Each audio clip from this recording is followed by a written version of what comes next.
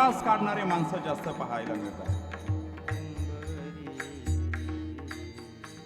भारतीय संस्कृती इतकी गोड आहे. Indian culture is the best culture in this world.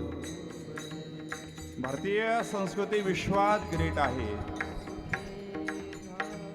याचं कारण भारतीय संस्कृती एकमेकांच्या मुखामध्ये घास भरवण्याची दिव्यता प्रतिपादित करते. आज प्रेमभाव नष्ट होत चालला.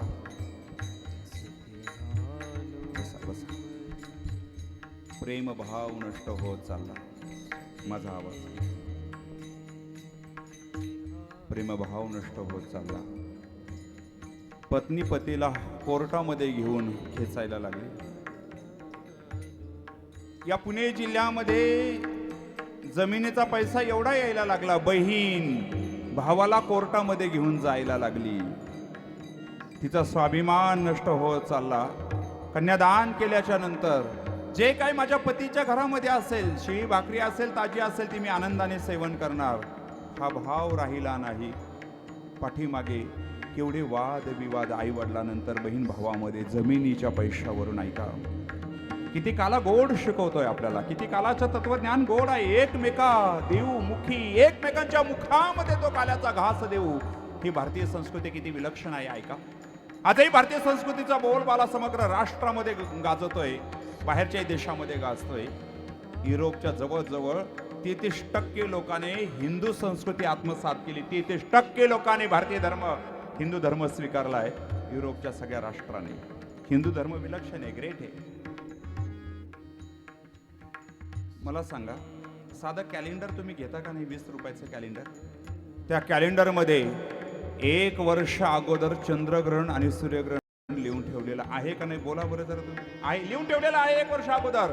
हाच प्रश्न तुम्ही नासाला विचारा. नासाला 1 वर्ष अगोदर चंद्रग्रहण आणि सूर्यग्रहणाचा टाइम सांगता येत नाही.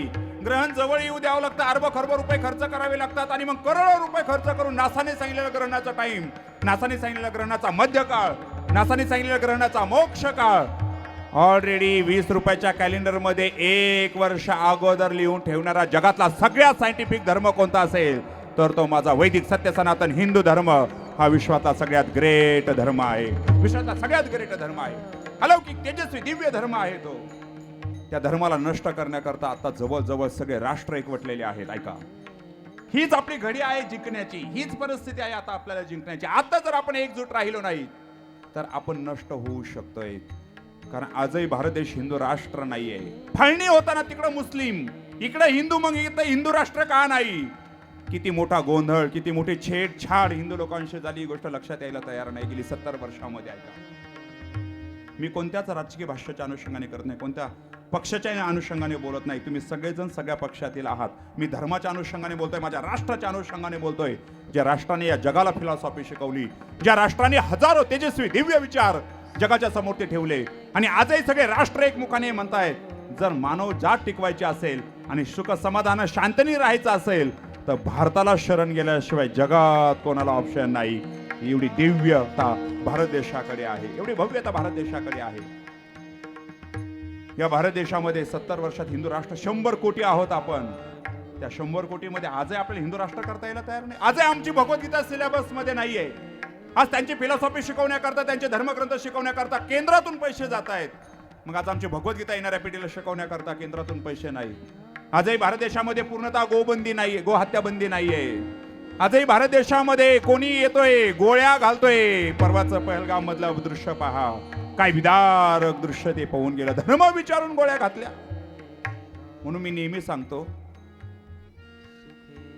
गाईला भाकरी खाऊ घालणारा, वाक्य ऐका, गाईला भाकरी खाऊ घालणारा आणि भाकरी बरोबर गाय खाणारा भाईचारा विसरून जा. मला तरी वाटतं नाही होणार. अवघड आहे, अवघड आहे.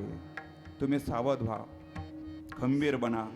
हातामध्ये, घरामध्ये हत्यार ठेवा. छत्रपती शिवाजी महाराजांनी तलवार उच्चारली होती कशा करता? तलवारीने काय केलं? पूजा केली का? गर्दन उडवली का नाही? मग गर्दन उडवणं चांगलं आहे का वाईट? मग आपल्यालाच कुठून अहिंसेचं तत्वज्ञान पाजण्यात आलं? मला तेच काही कळायला तयार नाही. ऐका, मजबूत बनावं लागेल. आक्रमक बनावा लागेल. खोकला तो ठोकला या भूमिकेत राहावं लागणार आहे. हा, आपण होऊन आतापर्यंत भारत देशाने कोणावरच आक्रमण केलेलं नाही. आतापर्यंत भारत देशाने कोणाच्याच नादी लागला नाही. पण खोकला तो ठोकला या भूमिकेत आता आपण सुरुवात झाली. आता मी तर म्हणतो पीओके सगळंच यावं. ह्या पाकड्यांना असा धडा शिकवावा ना, ते मानस सरोवर सुद्धा यायला पाहिजे. गेलं ना मानस सरोवर, एका सत्पुरुषाच्या गाफीलपणामुळे गेलं ना मानस सरोवर.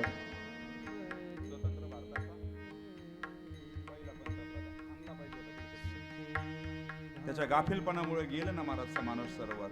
कित्येक हजारो हेक्टर जमीन गेली.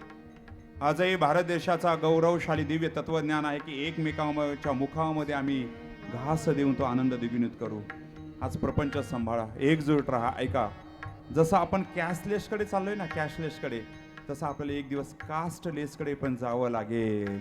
जाती जातीमध्ये आपण अडकलो.